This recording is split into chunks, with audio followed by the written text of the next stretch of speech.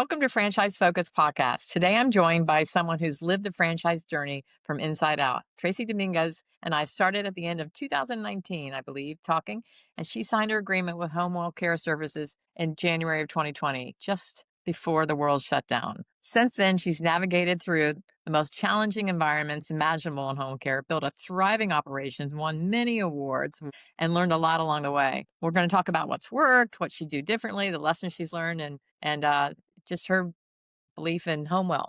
So welcome, Tracie. So good to see you. Good to see you, Laura. 5-year anniversary. 5-year anniversary. That's pretty wild. So Yeah. take us back to, you were just sharing a little bit of your journey, but take us back to when you did that day. You clicked on, I think I want a franchise, and what that exploded to, and but where you were, your background, and how you ended up where you are today. Oh, absolutely. So I was just, for those that don't know me, I am a retired major physician assistant.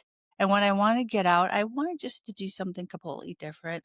Just help the elderly, not work inside a hospital, inside a clinic, doing the usual, cookie cutter things that a PA would do and in primary care, urgent care. And Mhm. so I started working in Denver in a company called Dispatch Health that was mobile urgent care. And what we did was we saw the disabled elderly in nursing homes who could not leave their homes because of their homebound status. And these were for little things like stub toes, little lacerations. Some of our folks were too scared to even leave because of their dementia status, Oh, advanced dementia, Lewy body, strokes. Who it would take like a 3-man assist to get them out of the hospital, get them treated for a wound. And so that's why we came there with myself and our EMT for a $200 Medicare visit, where it would cost to $3,000 for a Medicare visit. yeah. And they were so happy. These were the most grateful patients I've ever had in my whole life. I've never seen that before, just to check a blood pressure, just to give somebody, hey, do you drink more water? And I'll come back and check on you in 2 days. You just got out of the hospital. You need to take your blood pressure pills. You need to take your heart rhythm pills. You have something like AFib, a little bit of education. Oh, thank God. I thought I was having a stroke. And I'm like, you're fine. And we could do little things like that. And the family was so relieved. They gave me big hugs, and they would always request me to come back. But the big picture of it all, especially in today's world, I saved a $20,000 workup in the emergency room. And I also gave that family peace of mind that Yeah. they didn't need to go back to the hospital, and they had great outcomes, and they were following up. What we did was, after our notes, we were sending the notes to their physicians. The physicians would know what I did. I would order some add-on stuff to keep them going into the doctors. It was that continuum of care that, I wasn't doing anything nobody was aware of. And I patched up that continuum of care because it was so broken from hospital to home, from home to their primary. And I felt it was just me, but it was my way of fixing things. And what I also saw was, you live alone and your child's 500 miles away. And where is your help at home, getting you in the shower, cooking meals for you, taking you to the doctor? That was the other missing piece. Yep. And that's the problem that I saw, that these people couldn't drive. These Right. people couldn't get in the shower safely. They were so afraid of falling. And so that's where I decided we really, really needed somebody reliable in a system of well-trained caregivers, non-medical, that would be their friend and to be there that they could trust to get them the medications, go pick up their medications, cook them healthy meals. Hey, I'm going to be there for you if something happens in the shower. All right. Before we get you the ice cream and soda, let's get you outside and do some exercise first, because we know you could do it, because you're their trusted friend, right? Yeah. And yeah, hey, you got a PT appointment. You can't go to sleep. You got to stay up and do your PT exercises. And Dr. Smith said you had to do this. You don't want to lie to him when you go to your doctor's appointment. And your daughter wanted you to do this. And so it was just keeping them healthy at home with that care advocate and the outcomes were just absolutely amazing. It kept them out of the hospital. Yeah. They continued to thrive. And with COVID at that time, that was hitting everybody very hard in 2021 to continue. The depression and the loneliness that was continuing to really affect folks with the isolations. That really affected a lot of people. And our caregivers were there to be that person, to touch them, to create that conversation. So a lot of the folks in these assisted living homes and independents, they were by themselves 22 hours a day. They were eating Yeah. alone, bathing alone, they were doing everything alone. There were no activities for about a year, and it was, Mm, a lot of folks were passing away from depression because yeah. there was absolutely no contact. And we were at least, a wellness check where we could come in for an hour a day, and we offered, we were able to pivot, and we were to offer programs where we could, wear a mask and come in and at least hold somebody's hand Yeah. and talk to them about their kids and their children and turn on the phone and then wipe everything down and just to have that outside connection, that human Yeah. connection that was so important Let's during walk those back to times. before you even opened. So you're thinking that you wanted to own a business. What triggered you to click on that, and how the process went, and what was it like to open up a franchise? Well, yeah. So I never opened up a business before, and my sister was telling me she had a business, and she's like, "You got to open up a hospice. You got to open up something. There's so much help out there." She's in California, and there's so much need out there for the elderly. And I looked into hospice and I'm like, I can't do that. That requires too much capital. I don't have that much money. I Hmm. have maybe $100,000 in my TSP when I retired. That's my 401k. And Yeah. that's it. I'm not rich. Like everybody thinks you got to have a lot of money. You got to have $1 million saved up, right? And I met you, and then you introduced me to Pango, which was, and I never even know this was an option. I just thought you had to take a loan through the SBA program. Yeah. And that I started, and that was a lot of paperwork. And so it was, oh, this is wrong. They would kick it back. This is wrong. I got to kick it back. And so the process of the discovery process while I'm looking with you and who I'm deciding, I'm deciphering also the funding route, and I decided Pango was the company that had the lowest fees, that they Yeah. seemed pretty legit, Mhm. and they would convert my 401k. I'm like, okay, so I do have the money. And I'm like, because I never thought I would have enough money to even open up a business. Right. I'm like, this dream can come true because they could convert it to a C Corp and they would do all the work for me for a very minimum fee. And they gave me a military discount, which I really loved. I'm taking advantage of every military discount there Yeah. is. Yeah. Yeah. You got one with HomeWell too. So you Yes. started with HomeWell. What was that licensing and training process like for you Through through which one? HomeWell when you onboarded with them? Oh, yeah. So they did like a 1 week training. So initially it was a 1 week training in Dallas with all of their VPs where we went down there. Unfortunately, COVID shut that down. So I had my ticket to go down there and see Michelle Oh, and the VPs and everything. Um, I'm telling you, I didn't have a very typical, yeah. I did No. not, Yeah. because so it's normally a 1 week with the five new folks, Mhm. new franchisees, so we ended up doing it through Zoom. It was a federal pandemic, so we ended up, I mean, we still got the one-on-one time with Michelle and the VPs and the other Michelles and everybody. I still got the FaceTime. I still know who everybody is. Yeah. And, it was still there, but it'd been nice to have the Yeah. one-on-one interaction, but you can't control that. No, no. And as you're going through and you're evaluating HomeWell, because I do remember when I presented, you're like, because you initially came in looking at a fitness brand. And the more we talked, I'm like, I think you should look at this. Anyway, what was that like in terms of making that decision, and how you got comfortable with HomeWell as your support? And then let's talk about what you were saying before, that just how amazing that they've been, and how well HomeWell's growing, and kind of the successes you've had. Yeah, because when I came in, I think we had 3 or 4. companies we were looking at. Is Yep. that correct? Yep. Yep, we had 3 or 4 companies of varying franchises that you Uh-huh. brought into the table, and it was getting to know I think you introduced me to their VP of franchising, and Uh-huh. I had about 3 or 4 phone calls, and I remember them now, to see about culture and fit, see Yeah. if they were and I wanted to know if our personalities, the fit, to see if this is something that I could assimilate myself with a company like this for the next 10 years. Because I want to see where their values, their missions were. What is So your important. mission? And if I could not like see myself Uh-huh.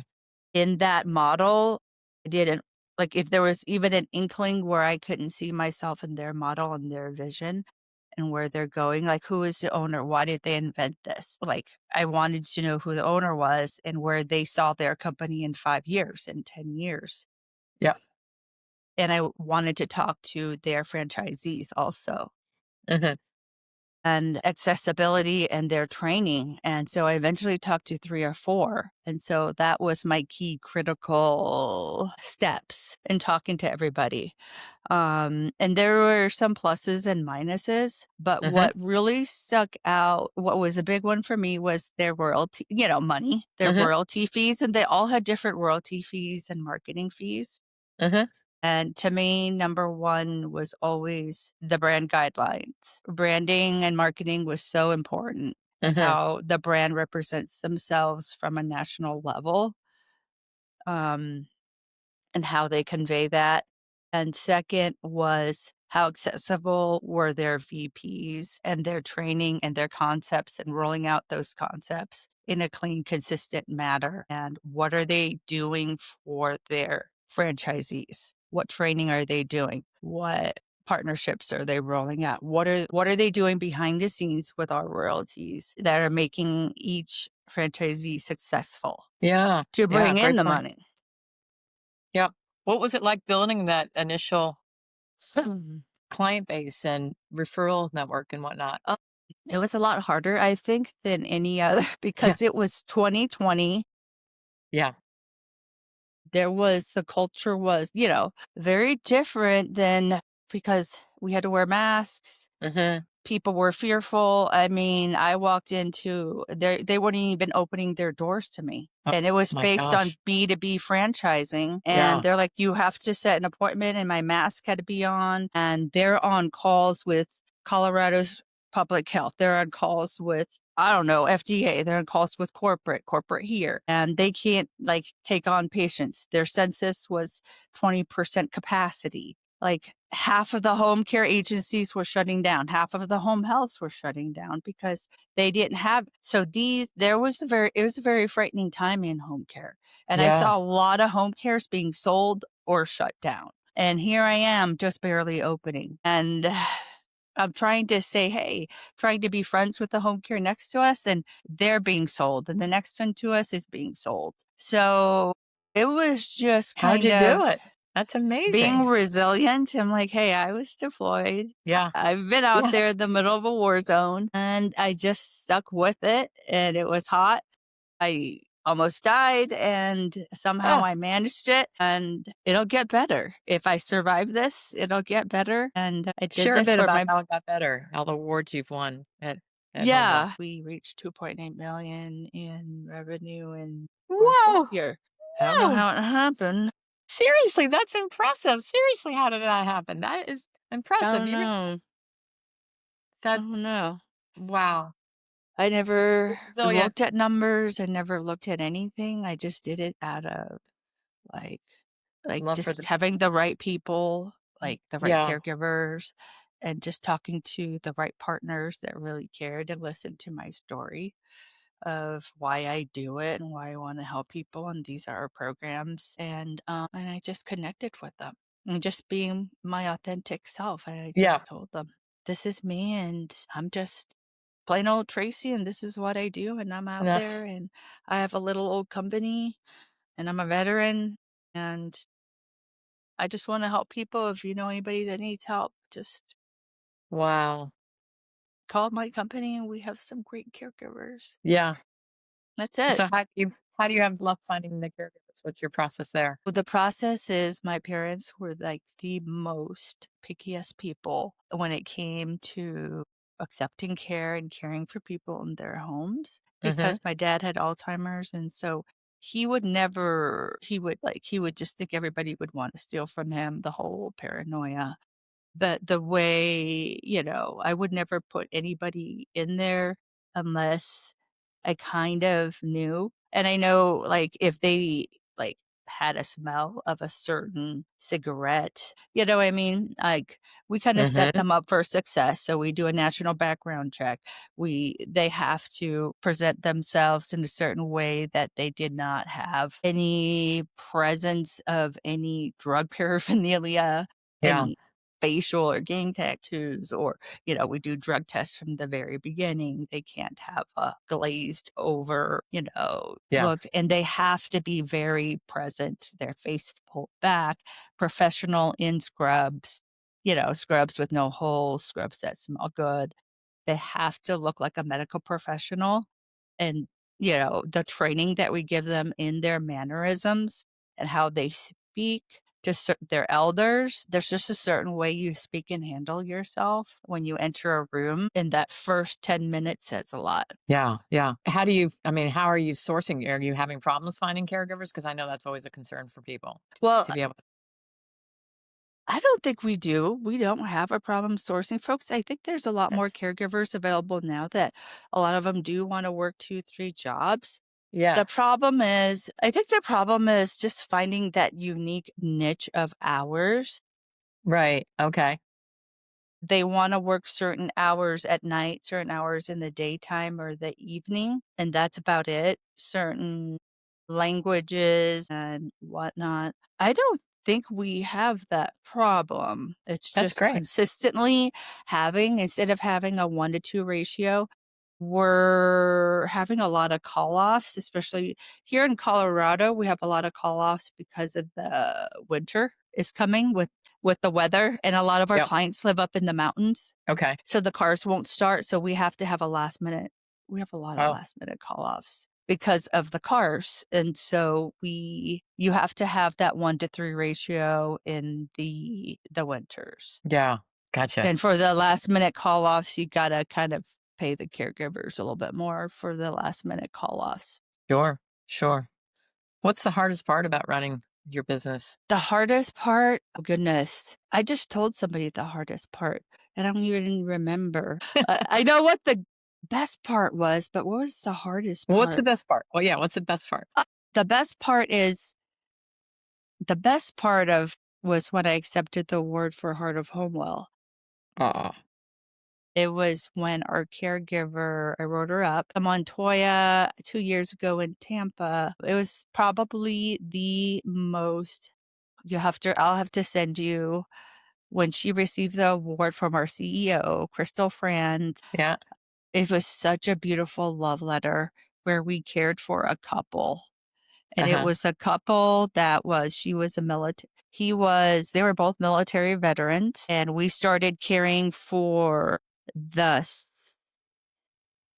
the husband because he had dementia, and he was a veteran. He flew in World War II, What? and then on to the 777s. And then she was much younger than him. She developed ovarian cancer very Uh, quickly and fell. And she was his caregiver. And as she moved on to the nursing home and she was found terminal, and the mm, nursing home it was a CCRC. And I don't know if you know what that is, mm-mm. but it's a skilled nursing home that's Oh, it's all in one community where he okay. lived in building 1 and she lived in building 4. So our caregiver had to push him through the snow up the hill, and he wanted to see her every day because he refused to eat, he refused to pee, he refused to do anything until he saw her. So she pushed him up the hill every day, up the mountain, and then she had to buy him extra clothes because it was like 20 degrees. And it was so exhausting.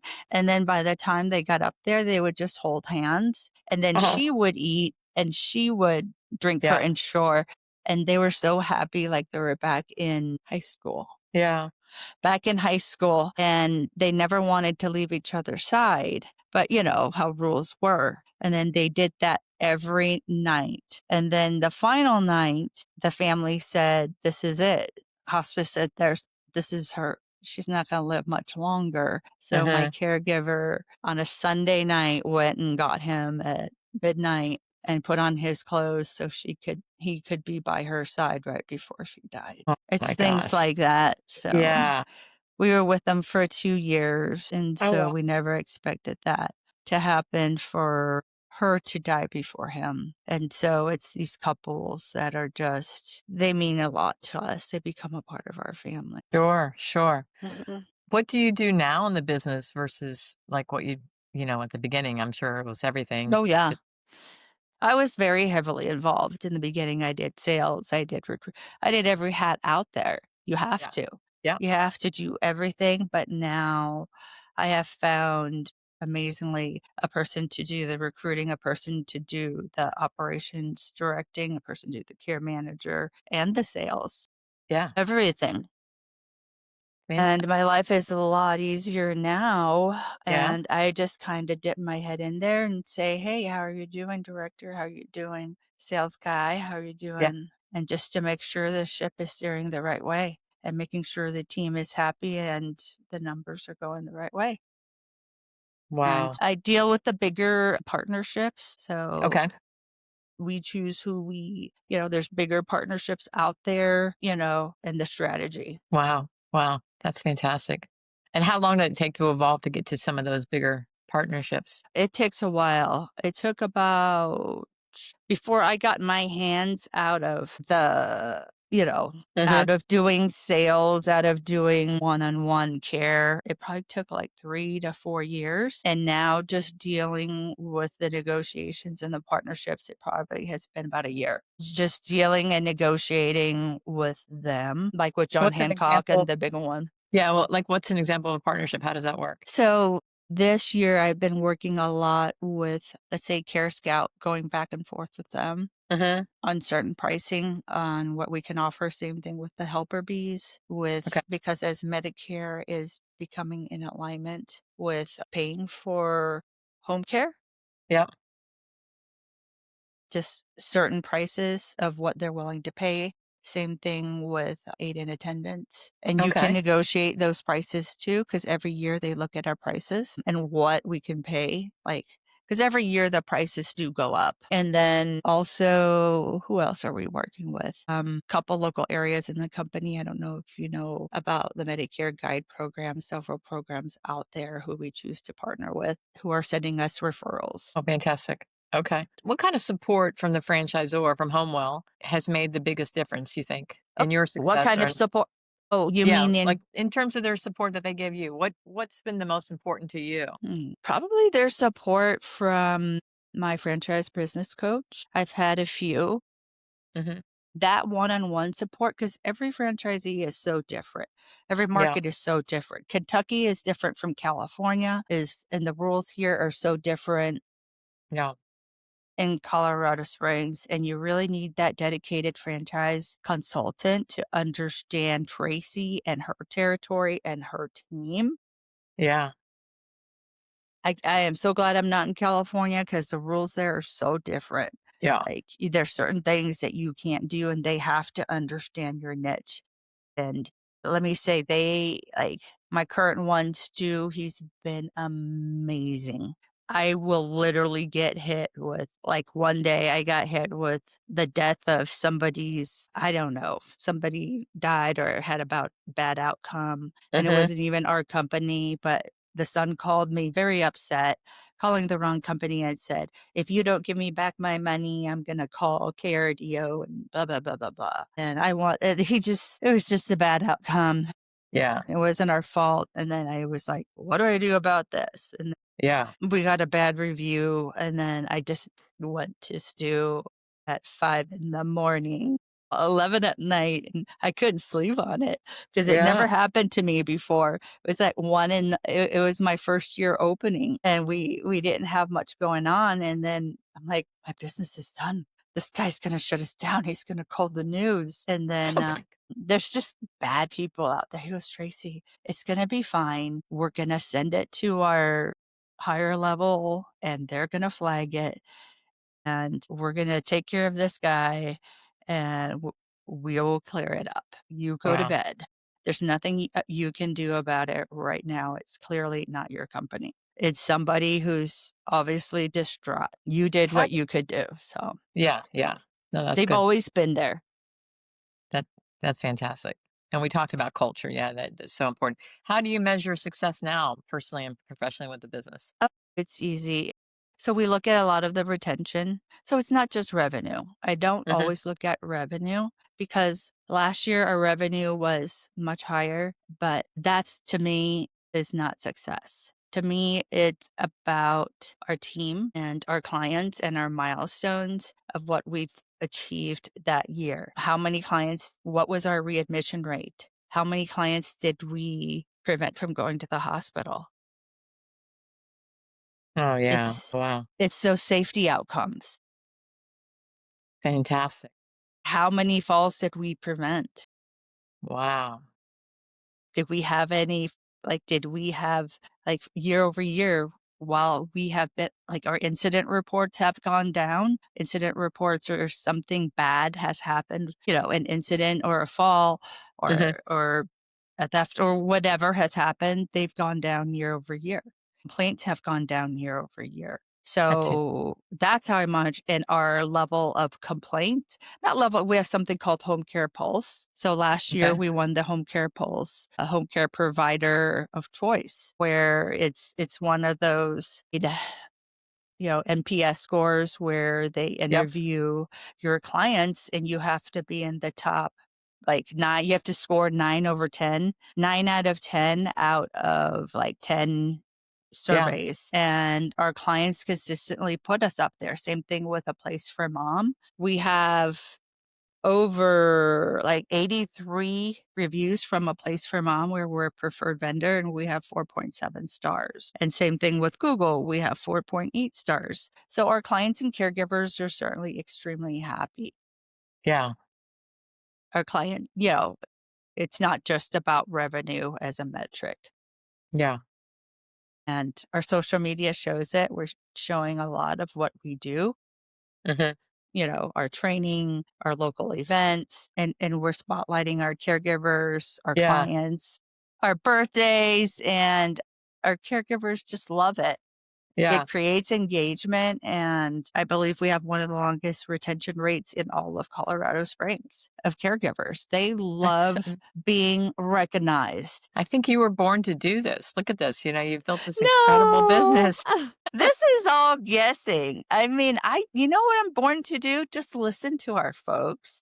Yeah. And I just go out there and I ask them, "Hey, what do you want to see more of? What would help you?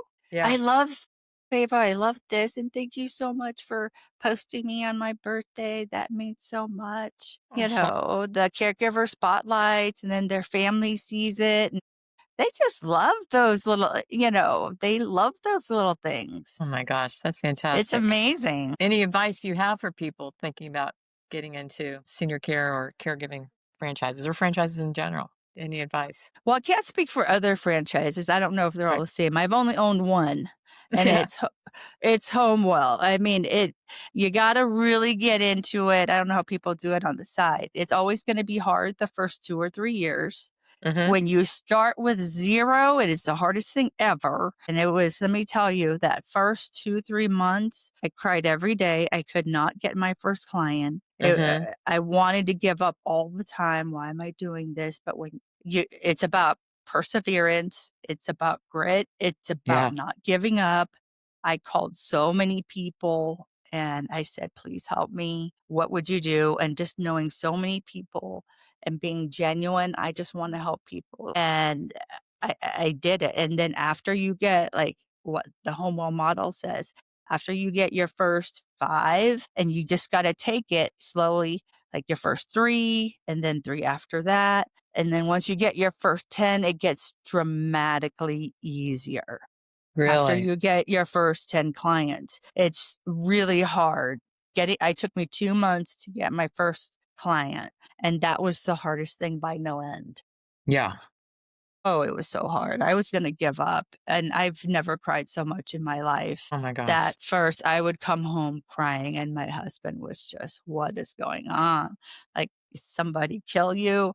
Like, did somebody stab you?" I'm like, "I worked 80 hours, and I couldn't get one single person, and they thought I was a scammer." I was literally knocking on doors Oh and my gosh. asking people to just let me set up a table to tell them about my services, and everybody was just kicking me out Oh end my over gosh. end. And eventually somebody like, "Okay, I feel sorry for you." You just gotta keep going and going and going. And that's what I did. And you really gotta believe in your product. You gotta Yes. believe in it. And if you believe in it, people will believe in you, and you gotta follow what HomeWell tells you. And I would complain to them, you gotta keep doing it, keep doing it.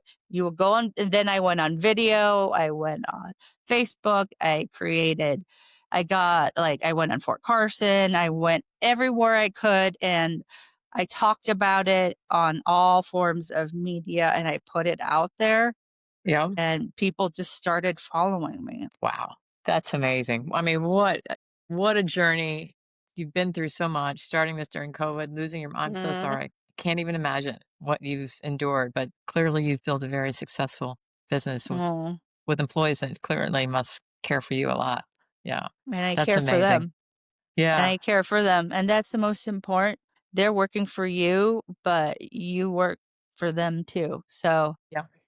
you work for them and you treat it like a family, and if there's any problems or any concerns, you gotta put your ear out there. And I think I hear that a lot too. It's like, we have an owner. I love this company because we have an owner that's there, that will be there because they will call you in a heartbeat. Like, I think this client is dying and there's no Mhm. more trucks, and Tracie, I need your help now because she's not gonna live much longer and nobody's listening to me. And Oh they're my gosh. absolutely right. And so my ear is always out there if there is and they always know I have their back if there Yeah. is a client issue, of course. Right. Of course. Well, And so, thanks again so much for your time. I really enjoyed this. I could go thank on and you. yeah. I could talk to you forever also. We should do this Yeah. again in a few years, or if That you would be need great. me. Yeah. I would enjoy that. Who knows what awards you would have won. Thanks I know again. you. All right. Take care.